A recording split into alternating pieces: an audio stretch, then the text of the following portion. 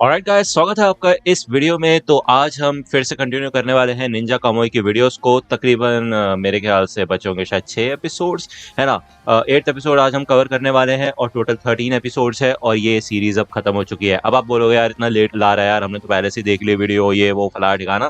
तो यार मैं आपको बता दूं, मेरा इंटरेस्ट ही खत्म हो गया था निंजा कामोई को लेके यार। मतलब इंटरेस्ट की बात अलग है, व्यूज भी नहीं आ रहे थे और फिर थोड़ा अजीब लगता है ना यार। ऊपर से थोड़ा टेंशन में था मैं इधर उधर की चीजों को लेके। सेकंड चैनल बैन हो गया था बट अब सेकंड चैनल वापस आ चुका है और ये काफी कमाल की बात है। एनीवे, हम बाकी बातें वीडियो के एंड में कर लेंगे, अभी के लिए वीडियो शुरू कर लेते हैं। एपिसोड की शुरुआत में यहाँ पे हमें ओजा रिएक्टर का एक एडवर्टीजमेंट दिखाया जाता है और बताया जाता है कि ओजा रिएक्टर ये 2.2 मिलियन किलोवाट्स पर सेकंड की एनर्जी प्रोड्यूस करता है और इतनी ज्यादा हाई पावर है ये जितनी न्यूक्लियर प्लांट से निकलती है। और इन्होंने अपनी खुद की एक एनर्जी सोर्स भी बनाई है जो कि फ्यूजन रिएक्शन पे चलती है, जिससे ये पूरे देश में अनलिमिटेड हीट पहुंचा सकती है। यार ऑब्वियस सी बात है, काफी कमाल की एडवर्टीजमेंट है ये, जिस वजह से जो इनके कस्टमर होते हैं वो बाकी दुनिया से 80% लेस पे करते हैं। मतलब कम पैसों में इनका ज्यादा फायदा होता है, ये कहना चाहता है ओजा रिएक्टर का मालिक। ओके, तो यहाँ पे ये चल क्या रहा है, ये लोग प्रपोजल दे रहे होते हैं बाकी लोगों को और यहाँ पे एक ऑफिशियल होता है, वो कहता है देखो यार हम तुम्हें वहां पे पावर प्लांट पर आने की इजाजत नहीं दे सकते क्योंकि वहां पे और भी सारे बिजनेसेस है, फिशरीज वगैरह, जो कि तुम्हारा विरोध कर रहे हैं, ठीक है ना। तो ओजा को जो लीडर होता है वो यही कहता है कि भाई ऐसा तो है नहीं, मतलब बाकी लोगों ने आसानी से एग्री कर दिया इस डील के ऊपर। तो वो लिस्ट दिखाते हैं किन किन लोगों ने साइन कर दिया अपने। तो ये बंदा देख के शॉक हो जाता है कि ऐसा कैसे हो सकता है, ये लोग तो इस चीज पे एग्री ही नहीं कर सकते कभी भी। तो ऐसा लगता है कि भाई जो ओजा का लीडर है वो कोई ना कोई गंदी चाल चल रहा है और उन लोगों को जरूर उसने ब्लैकमेल किया होगा किसी तरह। भले यहाँ पे वो बड़ा कूल लग रहा है, ऐसा लग रहा है एकदम बच्चे की तरह है, लेकिन यहाँ पे यामाजी उसके साथ है, जिसको देख के ये बंदा डर जाता है और मान जाता है साइन करने के लिए, ठीक है ना।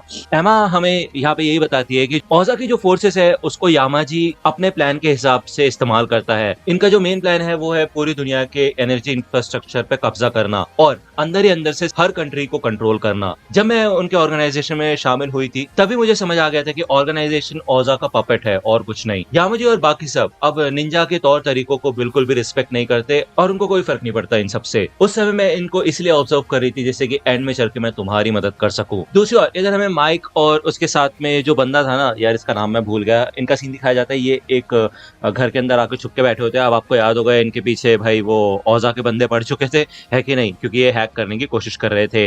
पहले तो ये यहाँ पे थोड़ी इधर उधर की बातें करते हैं और माइक यहाँ पे बताता है इस बंदे को कि देखो यार ऐसा तो होना ही था, अगर हम कभी भी किसी ऑर्गेनाइजेशन के बारे में कुछ डार्क सीक्रेट्स जानने की कोशिश करते हैं तो वो लोग तुम्हारे पीछे पड़ जाते हैं और अगर तुम्हें ऐसा लग रहा है कि मैं तुमसे नहीं मिलने आया होता तो तुम सेफ होते, तो ये गलत है। तुम जब इस काम के अंदर घुसते हो तभी तुम्हारे ऊपर खतरा मंडराने लग जाता है, तो उस समय तुम्हारे पास और कोई चॉइस नहीं होती बजाय आगे बढ़ते रहने के। अब यहाँ पे इस बंदे को एक कंप्यूटर चाहिए होता है ऑब्वियसली, और वो कहता है कि तुम कुछ जुगाड़ कर सकते हो। और जो उस लिस्ट में तुमने नाम देखा था वो क्या था, एमा शायद उसका नाम था, उसका क्या है सीन।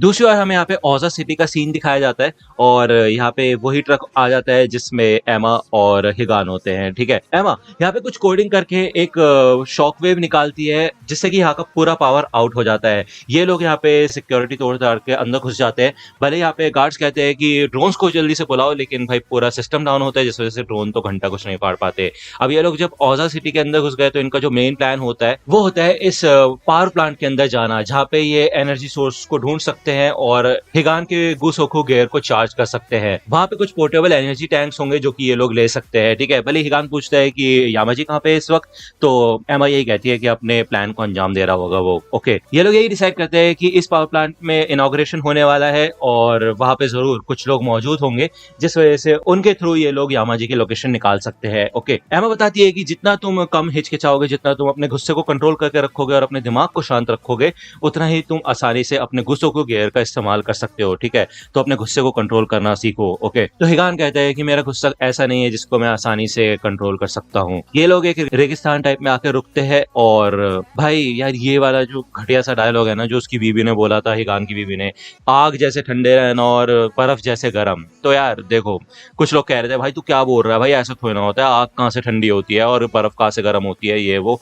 तो भाई देखो यार, मैं कह रहा हूँ तुमसे, ये एनिमे के अंदर ही बोला था, सबटाइटल्स में तो यही लिखा हुआ है और भाई इंग्लिश डब में भी यही बोला है। मेरे ख्याल से इसका मतलब ये होगा कि भाई गुस्से में भी शांत रहना सीखो, मतलब अपोजिट चीजें करो। ओके ना, मतलब यही होगा यार, मतलब क्या ही बोलो, मैं इसमें कुछ ज्यादा टिप्पणी नहीं करना चाहता, है ना। यार हिगान याद करता है कि मैंने बताया था कि मारी हमेशा उसे अपना सपना बताया करती थी, जो कि था कि हिगान हमेशा जिंदा रहे और जीता रहे। एमा यहाँ पे हिगान को देख रही होती है कैमरा के थ्रू, और वो यही कहती है कि मैं ही इसको प्रोटेक्ट करूंगी, मेरी रिस्पॉन्सिबिलिटी है। यहाँ पे ये रिस्पॉन्सिबिलिटी एमा ने खुद ही अपने ऊपर ले ली होती है। दूसरी ओर हमें यहाँ पे एक बैटलफील्ड का सीन दिखाया जाता है, जहाँ पे ये जो निंजा वाले सूट्स होते हैं, गोसोकु गेरी बोलेंगे शायद इनको, यहाँ पे आसानी से इतने सारे सोल्जर्स को मार गिराता है बिना किसी दिक्कत के। और ये सारा जो खेल होता है ये मिसेस डिफेंस सेक्रेटरी को दिखाया जा रहा होता है, और इसके पीछे और कोई नहीं बल्कि औजा का लीडर होता है।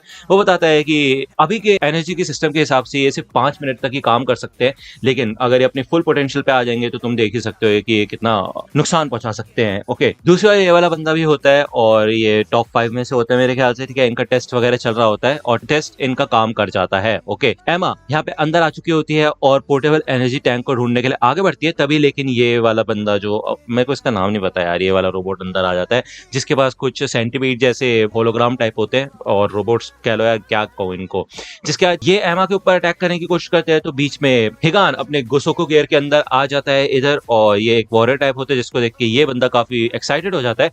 वो कहता है कि लेट मी गेस, तुम लोग जरूर यामाजी की लोकेशन पता करने के लिए आए हो, और अब देखो मैं तुमसे एक फेयर और स्क्वायर लड़ाई करना चाहता हूँ, कोई भी चालाकी नहीं चलेगी, ठीक है ना। तुम जानना चाहते हो कि बॉस कहाँ पे है, तो मेरे को हराओ और जान जाओ, ठीक है ना। जिसके बाद हिगान इस बंदे से लड़ने की कोशिश करता है, और एमा सोचती है कि यार उसको क्या करना चाहिए। ऐसा लगता है कि दुश्मन ने पहले से अपना कोई प्लान बना रखा है, तो इस समय उसको रिएक्टर सिस्टम के पास जाना चाहिए और उसको बंद कर देना चाहिए, जिससे कि ये वायरलेसली एनर्जी सोर्स खींचना बंद कर दे। ओके ना। थोड़ी बहुत लड़ाई वड़ाई होती है इधर, और एमा आगे जाने की कोशिश करती है, लेकिन ये सेंटीपीड उसको रोकने की कोशिश करते हैं। ओके, एमा किसी तरह इनसे बचने की कोशिश करती है, लेकिन ऑब्वियस सी बात है यार, वो भी एक इंसान ही है, वो ज्यादा कुछ कर नहीं सकती। तभी ये जमीन नीचे टूट जाती है और भाई वो नीचे गिरने लग जाती है। उसको बचाने के चक्कर में हिगान गोसोको गियर को लेके उसको बचाने के लिए नीचे कूद जाता है, और तभी यहाँ पे हिगान के सूट की पावर ऑफ हो जाती है, ऑफ ही हो जाती है यार, मैं क्या बोलूँ। और अब ये रोबोट आता है, ये कहता है कि देखो सिस्टम डाउन हो चुका है और इससे एनर्जी सप्लाई खत्म हो जाती है, ठीक है ना। इस समय मैं ऐसा कर सकता हूँ कि अपने साथियों को बुला के तुम्हारी वाट लगवा सकता हूँ,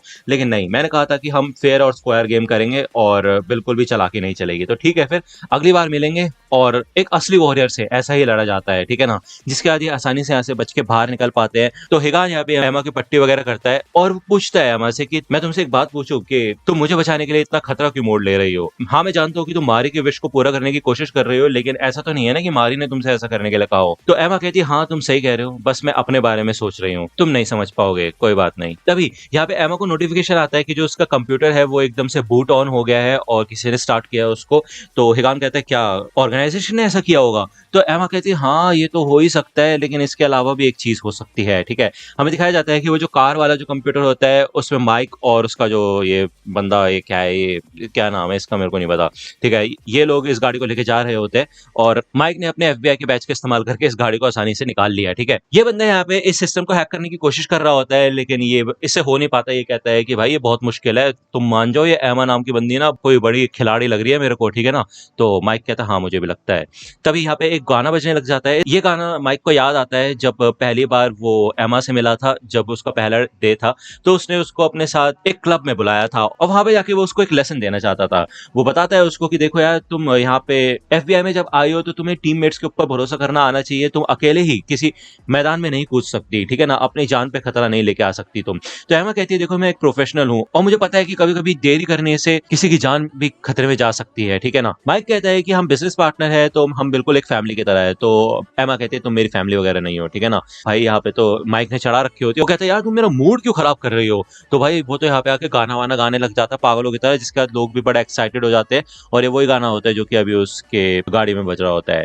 और यही गाना एमा भी सुन रही होती है अपने ट्रक के अंदर। माइक और ये बंदा भाई छुप के बैठे होते हैं और इनको पता चल जाता है कि कोई ना कोई तो जरूर आ गए। तो ये बंदा भाई निकलते साथ भाई पटाखे की लड़ी छोड़ देता है, उससे क्या ही हो जाएगा, ठीक है। और दूसरी ओर माइक निकलता है और इस बंदे को उठा के फेंकने वाला होता है, लेकिन उससे पहले वो देखता है ये बंदा और कोई नहीं बल्कि हिगान होता है। ओके, और इधर एमा भी आ गई होती है। तो बेसिकली एमा सारी की सारी बातें माइक को बता देती है और माइक पूछते हैं कि क्या तुम पहले से ही एफबीआई के साथ जुड़ी हुई हो, एफबीआई को पता है इसके बारे में।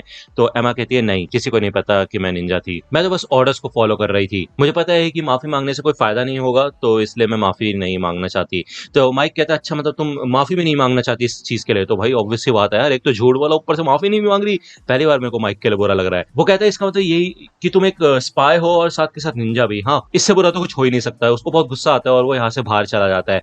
और भाई बाहर पता नहीं पटाखे की लड़ी होती है, खुद ही फूटने लग जाती है, उसके ऊपर गिर जाता है ये बंदा और इसके चोट भी लग जाती है। फिर एमा यहाँ पे आती है, उसके पैर पे मरहम पट्टी वगैरह करती है, ठीक है। वो माफी मांगती है कि उसने सच छुपाया माइक से। तो माइक कहता है कोई बात नहीं, तुमने जरूर इसके बारे में कोई कसम खाई होगी कि एंड तक तुम ये बात किसी को नहीं बता सकते। तो वो भाई एक ड्राइंग टाइप दिखाता है। वो कहता है ये मेरी कसम है या मेरी ड्यूटी है। मेरी बेटी एक एक्सीडेंट में मर गई थी और मैं उसको बचा नहीं पाया। यही आखिरी शब्द है जो मेरे लिए वो छोड़ के गई और ये चीज मेरे को आज तक चुभती है। इसलिए मेरे को ऐसा लगता है कि हाँ, मैं कोई भी काम कर सकता हूँ आसानी से। वो बताता है कि हर एक इंसान ऐसे ही होता है, हर एक इंसान के लाइफ में अपनी खुद की प्रॉब्लम्स होती है, तो चिंता मत करो। जैसा मैंने पहले दिन बोला था, मैं तुम्हारे हमेशा साथ रहूंगा, वैसा ही आज भी है, तो कोई दिक्कत वाली बात नहीं है। तो एमा कहती है ठीक है फिर चलो पुराने दिनों की तरह ड्रिंक करते हैं, ठीक है ना। यहाँ पे सुबह हो जाती है और एमा बताती है कि ओजा ज्यादा से ज्यादा एनर्जी इंफ्रास्ट्रक्चर और पावर प्लांट्स बनाने की कोशिश कर रहा है, जिससे कि वो पूरे कंट्री के एनर्जी इंफ्रास्ट्रक्चर पे कब्जा हासिल कर ले और निंजास की मदद से ही वो ये सब कुछ करने की सोच रहे हैं। तो माइक कहता है कि अगर भाई ये चीजें हम एविडेंस के तौर पे भेजेंगे भी ना, तब भी वो लोग रिजेक्ट कर देंगे फेक बोल के। एमा कहती है इसलिए हम हाथ पे हाथ रख के नहीं बैठे रह सकते, ठीक है ना। तो ये जो इंसिडेंट हुआ होता है ये हायर ऑफिशियल्स को पता चल चुका होता है, ठीक है ना, जिन्होंने इन्वेस्टमेंट वगैरह दी है, जिन्होंने एग्रीमेंट वगैरह दिया है। तो वो लोग आते हैं औजा के लीडर के पास। तो औजा के लीडर कहते हैं चिंता मत कीजिए, ये पहली और आखिरी बार हुआ है, आज के बाद ऐसा कभी नहीं होगा। जो ट्रस्ट आपने हमारे ऊपर दिखाया है उसके बीच में छोटी छोटी दिक्कतें तो चलती ही हैं। जिसके बाद ये लोग यहाँ से चले जाते हैं बोल के कि भाई ऐसा फिर से कभी नहीं होना चाहिए। ओके, तो और ये एपिसोड यहीं पे खत्म होता है और नेक्स्ट एपिसोड यार मैं कल या परसों लाने की कोशिश करूंगा, या फिर हो सकता है अगर मेरा ज्यादा ही मन कर जाए तो आज रात में ले आऊं। ओके, सोच रहा हूँ क्लासरूम ऑफ द एलाइट भी पेंडिंग है तो उसको भी कंप्लीट करें, तो यार इसलिए समझ रहे हो ना। अगर आपको ये वीडियो पसंद आई हो तो लाइक करना, सब्सक्राइब कर लोगे, चैनल पे नए हो तो। मिलता हूँ आपसे अगली वीडियो में, तब तक के लिए गुड बाय।